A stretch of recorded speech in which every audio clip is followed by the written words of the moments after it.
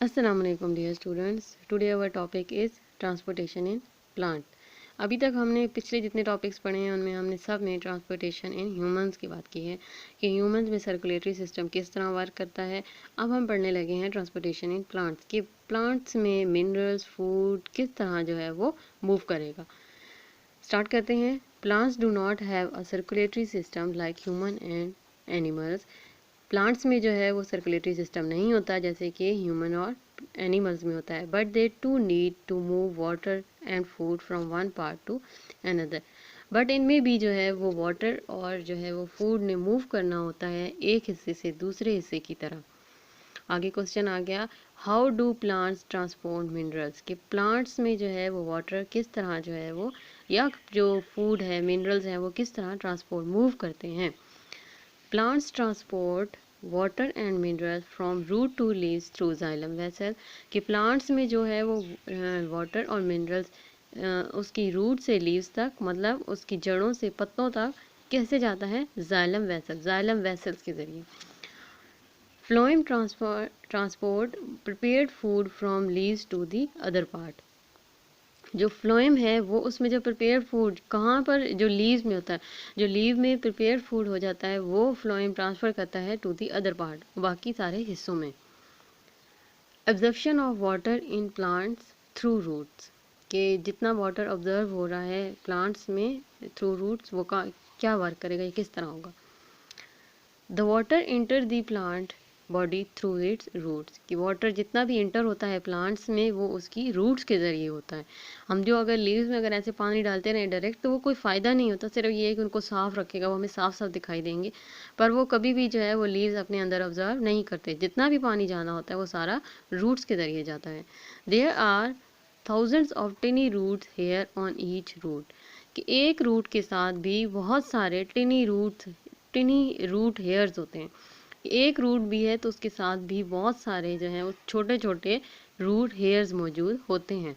The soil surrounding the root has higher amount of water and minerals than inside the root cell, कि जो surrounding में soil होती है उस trees के या उस प्लांट की बात कर रहे हैं, उसमें जो है वो लार्ज अमाउंट ऑफ वाटर और मिनरल्स होते हैं एज़ कम्पेयर टू किसके, जो रूट सेल्स होंगे उन रूट सेल्स में जो है वो मिनरल और वाटर कम होता है एज़ कम्पेयर टू सॉइल में ज़्यादा होता है।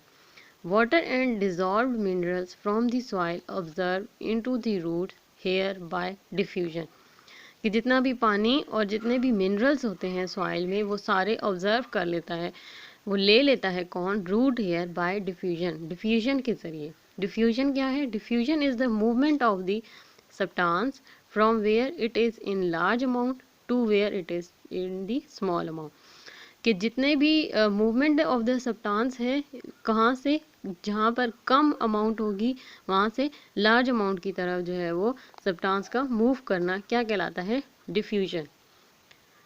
As water in root increase, अगर पानी ज़्यादा हो जाए रूट्स में, a pressure is produce in the root cell to push water and minerals up in the plant, कि अगर रूट्स में पानी ज़्यादा हो जाता है तो वो एक प्रेशर सा बना लेता है, एक प्रेशर मतलब एक उसको ऊपर की तरफ भेजने की कोशिश करता है ताकि जो है वो जितने भी वाटर और मिनरल्स हैं वो ऊपर की तरफ प्लांट में मूव कर सकें। जितना ज़्यादा पानी होता जाएगा उतना ही ज़्यादा वो ऊपर लीव्स में या ऊपर जितने भी मिनरल्स मूव करवाने हैं वो उसमें मूव करवाने में हेल्प करते हैं।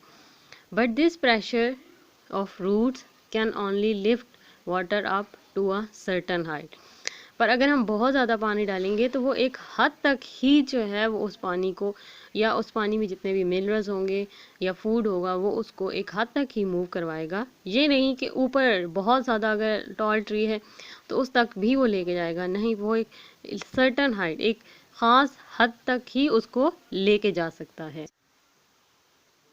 Our next topic is transpiration. Transpiration start करने से पहले हम ऊपर एक क्वेश्चन पढ़ लेते हैं। लिखा हुआ है, how does water reach in leaves of the tall trees, के टॉल ट्रीज के लीव्स में वाटर कैसे पहुंचता है।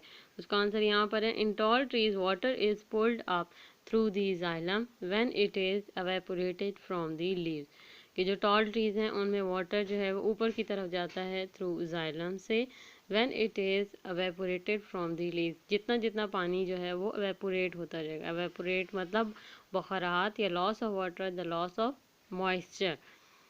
Once in the xylem pipe, water forms unbroken columns from the roots through stems and into the leaves। ये जो xylem pipe है, अगर उसमें कोई भी उसका एक कॉलम जो है वो टूट जाता है या उसमें कोई ना कोई फ्रैक्चर आ जाता है, तो वो जो वाटर होता है जब वो मूव करता है तो वो उसी जो है वो ब्रोकन कॉलम को जो है वो दोबारा से जोड़ देता है। और इसी तरह फिर जितना भी वाटर और फूड होगा स्टेम से, रूट से स्टेम्स और स्टेम से लीव्स तक वो मूव करेगा।